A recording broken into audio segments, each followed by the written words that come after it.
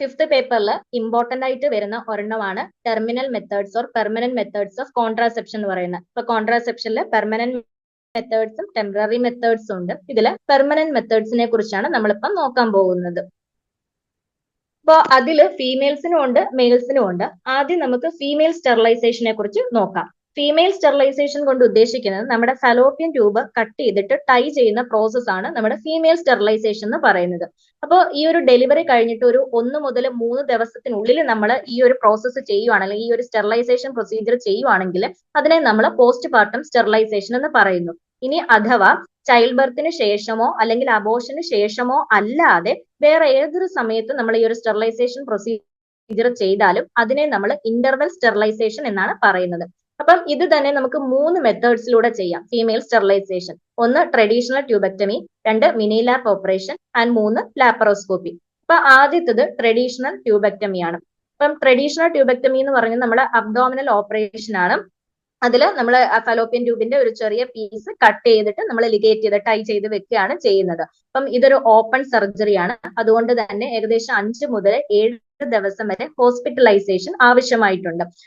ഈ ഒരു സർജറിക്ക് ശേഷം ഒരു 10 ദിവസത്തിന് ശേഷമൊക്കെ നമുക്ക് അവർക്ക് ചെറിയ രീതിയിലുള്ള ഹൗസ് ഹോൾഡ് വർക്കൊക്കെ ചെയ്യാം. പക്ഷെ മാക്സിമം വെയിറ്റ് എടുക്കാതിരിക്കുന്നതാണ് നല്ലത്. ഒരു 3 മന്ത് വരെയൊക്കെ വെയിറ്റ് എടുക്കാതിരിക്കുന്നതായിരിക്കും നല്ലത്.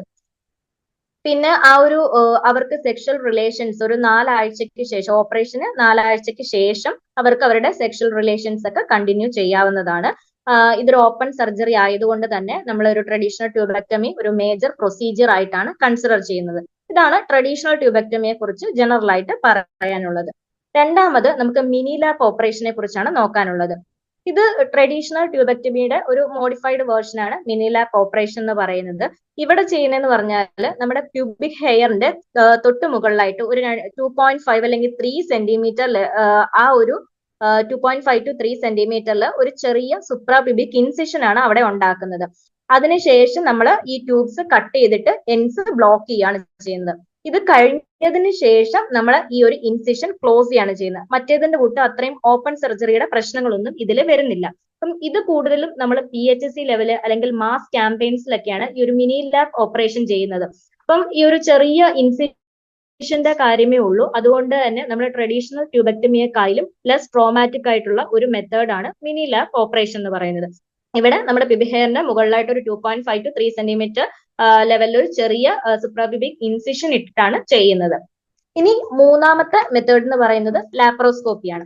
ലാപ്രോസ്കോപ്പി ചെയ്യുന്നത് ട്രെയിൻഡ് ആയിട്ടുള്ള സർജൻസോ അല്ലെങ്കിൽ ഗൈനക്കോളജിസ്റ്റോ ആയിരിക്കും ഈ ഒരു ലാപ്രോസ്കോപ്പി ചെയ്യുന്നത്. അത് നമ്മൾ ലാപ്രോസ്കോപ്പ് എന്ന് പറയുന്ന ഒരു സ്പെഷ്യലൈസ്ഡ് ഇൻസ്ട്രുമെന്റ് ലാപ്രോസ്കോപ്പി ചെയ്യാൻ വേണ്ടിയിട്ട് യൂട്ടിലൈസ് ചെയ്യുന്നുണ്ട്.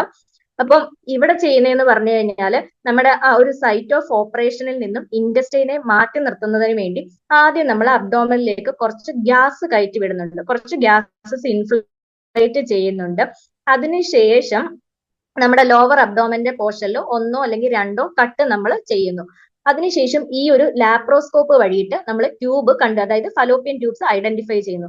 എപ്പോഴാണോ നമ്മൾ ട്യൂബ്സ് ഐഡന്റിഫൈ ചെയ്യുന്നത് ആ സമയത്ത് ഫലോപ്പ് റിങ്സ് എന്ന് പറയുന്നത് ഈ ഒരു ട്യൂബിലേക്ക് അപ്ലൈ ചെയ്തിട്ട് ഈ ട്യൂബ് ഒക്ലൂഡ് ചെയ്യാണ്, അടയ്ക്കുകയാണ് ചെയ്യുന്നത്. ആ ഒരു ഫലോപ്പ് റിങ്സ് അപ്ലൈ ചെയ്ത് ഈ ഒരു ഫലോപ്പിയൻ ട്യൂബ് അടയ്ക്കുകയാണ് ചെയ്യുന്നത്. അപ്പം ഇതിന്റെ ഒരു പ്രത്യേകത എന്താന്ന് വെച്ച് കഴിഞ്ഞാൽ ബാക്കിയുള്ള പ്രൊസീജിയറിനെ അപേക്ഷിച്ച് ഇത് വളരെ കുറഞ്ഞ സമയം മതി ഓപ്പറേഷൻ. അതിന്റെ ഒരു ഓപ്പറേഷൻ ടൈം വളരെ കുറവാണ്. അതുപോലെ തന്നെ ഹോസ്പിറ്റൽ മറ്റേതിന്റെ കൂട്ട് 5 അല്ലെങ്കിൽ 7 ദിവസമൊന്നും ഹോസ്പിറ്റലിൽ സ്റ്റേ ചെയ്യേണ്ട ആവശ്യമില്ല. പിന്നെ സ്മോൾ സ്റ്റാർ ആയിരിക്കും, വലിയ രീതിയിലുള്ള മുറിവിന്റെ പാടുകളോ ഒന്നും കാണത്തില്ല. ഇതൊക്കെയാണ് ഈ ഒരു ഓപ്പറേഷന്റെ അട്രാക്റ്റീവ് ഫീച്ചേഴ്സ് എന്ന് പറയുന്നത്. ഇതാണ് ഫീമെയിൽ സ്റ്റെറിലൈസേഷന്റെ 3 മെത്തേഡ്സ് എന്ന് പറയുന്നത്. ഇനി അതേപോലെ മെയിൽസിൽ വരുന്ന സ്റ്റെറിലൈസേഷൻ മെത്തേഡാണ് നോൺ സ്കാൽപ്പൽ വാസക്ടമി എന്ന് പറയുന്നത്. ഇതെന്ന് പറയുന്നത് ഏകദേശം 2 അല്ലെങ്കിൽ അതിൽ കൂടുതലോ കുട്ടികളുള്ള മെയിൽസിനോ അതല്ലാന്നുണ്ടെങ്കിൽ ഇനി കുട്ടികൾ വേണ്ട എന്നുള്ള മെയിൽസിനോ ചെയ്യാവുന്ന ഒരു ഏറ്റവും സ്യൂട്ടഡ് ആയിട്ടുള്ള ഒരു മെത്തേഡാണ് നോൺ സ്കാൽപ്പൽ വാസക്ടമി എന്ന് പറയുന്നത്. അപ്പം ഇവിടെ നമ്മൾ ചെയ്യുന്നതെന്ന് പറഞ്ഞു കഴിഞ്ഞാലും നമ്മുടെ ഒരു സ്മോൾ ഓപ്പണിംഗ് വെച്ചിട്ട് നമ്മൾ വാസ് ഡിഫറൻസ് ട്യൂബ്സിനെ ആക്സസ് ചെയ്യുകയാണ് ചെയ്യുന്നത്. അതിനുശേഷം അത് സീൽ ചെയ്തിട്ട് കട്ട് ചെയ്യുകയാണ് ചെയ്യുന്നത്. പക്ഷെ ഇവിടെ സ്റ്റിച്ചസ് പോലും നമ്മൾ യൂസ് ചെയ്യുന്നില്ല. മിനിമലി ഇൻവേസീവ് ആയിട്ടുള്ള ഒരു പ്രൊസീജിയർ ആണ്. ചില സ്പെഷ്യൽ ഇൻസ്ട്രുമെന്റ്സ് യൂസ് ചെയ്തിട്ട് നമ്മൾ സ്ക്രോട്ടത്തിൽ ഒരു പങ്ക്ചർ ചെയ്തിട്ടാണ് ഈ വാസ് ഡിഫറൻസ് ട്യൂബ്സ് കട്ട് ചെയ്തിട്ട് നമ്മൾ സീൽ ചെയ്യുന്നത്. അപ്പോൾ ഈ നോർമലി നമ്മൾ പണ്ട് കാലത്താണെങ്കിൽ വാസക്ടമി ചെയ്തിരുന്നതെന്ന് പറഞ്ഞു കഴിഞ്ഞാൽ സ്കാൽപ്പൽസ് ഉപയോഗിച്ച് ഇൻസിഷൻ ഉണ്ടാക്കിയിട്ടായിരുന്നു ചെയ്തിരുന്നത്. പക്ഷെ ഇപ്പോൾ അതിന്റെ ആവശ്യമില്ല. മിനിമലി ഇൻവേസീവ് ആയിട്ട് നമ്മൾ ഒരു സ്പെഷ്യൽ ഇൻസ്ട്രുമെന്റ് യൂസ് ചെയ്തിട്ട് സ്ക്രോട്ടത്തിന്റെ ഭാഗത്തൊരു പങ്ക്ചർ ക്രിയേറ്റ് ചെയ്യുന്നു. അതിനുശേഷം വാസ് ഡിഫറൻസ് ട്യൂബ്സ് നമ്മൾ ഐഡന്റിഫൈ ചെയ്തിട്ട് കട്ട് ചെയ്തിട്ട് ടൈ ചെയ്യാണ് ചെയ്യുന്നത്. അപ്പം ഈ ഒരു ടെക്നിക്കിന് പ്രധാനപ്പെട്ട അഡ്വാൻറ്റേജസ് നോക്കിക്കഴിഞ്ഞു കഴിഞ്ഞാലും ലെസ് ബ്ലീഡിംഗ് ആണ്, അധികം ബ്ലീഡിങ് ഉണ്ടാവുന്നില്ല.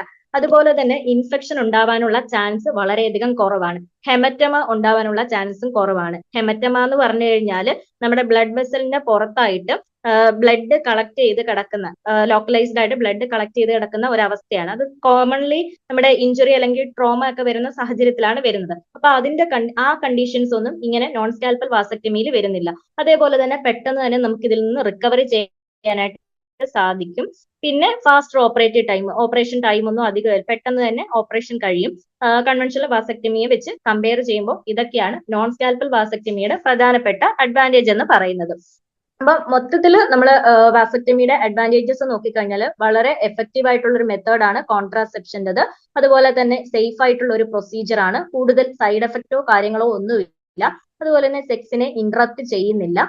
ഹോസ്പിറ്റലൈസേഷന്റെ ആവശ്യമില്ല. പക്ഷെ അതേപോലെ തന്നെ ഇതിന് കുറച്ച് ഡിസഡ്വാൻറ്റേജസ് ഉണ്ട്. അതെന്താണെന്ന് നോക്കിക്കഴിഞ്ഞാൽ ഈ ഒരു ഓപ്പറേഷന് ശേഷം ഇമ്മീഡിയറ്റ് ആയിട്ട് പേഷ്യന്റ് സ്റ്റെറൈൽ ആവുന്നില്ല. പകരം നമ്മൾ ഒരു 1-2 ആഴ്ചത്തേക്ക് ഒരു സ്യൂട്ടബിൾ ആയിട്ടുള്ള കോൺട്രാസെപ്റ്റീവ് യൂസ് ചെയ്യാൻ അവരോട് അഡ്വൈസ് ചെയ്യാറുണ്ട്. എപ്പം ഇല്ല എന്നൊരു കൺഫർമേഷൻ കിട്ടുന്നത് വരെ അത്രയും നാളത്തേക്ക് ഒരു സ്യൂട്ടബിൾ കോൺട്രാസെപ്റ്റീവ് മെത്തേഡ് യൂസ് ചെയ്യാൻ നമുക്ക് അവരെ അഡ്വൈസ് ചെയ്യേണ്ടി വരും. അത് ഇതിന്റെ ഒരു ഡിസഡ്വാൻറ്റേജ് ആണ്. രണ്ടാമത്തെ കാര്യം, ഇതൊരു ഇറിവേഴ്സിബിൾ ആയിട്ടുള്ള ഓപ്പറേഷൻ ആണ്. തിരിച്ച് പഴയ സ്ഥിതിയിലേക്ക് പോവാനായിട്ട് സാധിക്കില്ല.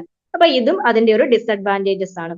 അപ്പോൾ ഇത്രയും കാര്യങ്ങളാണ് നമ്മുടെ ഫീമെയിൽ ആൻഡ് മെയിൽ സ്റ്റെറിലൈസേഷൻ പ്രൊസീജിയറിൽ വരുന്നത്.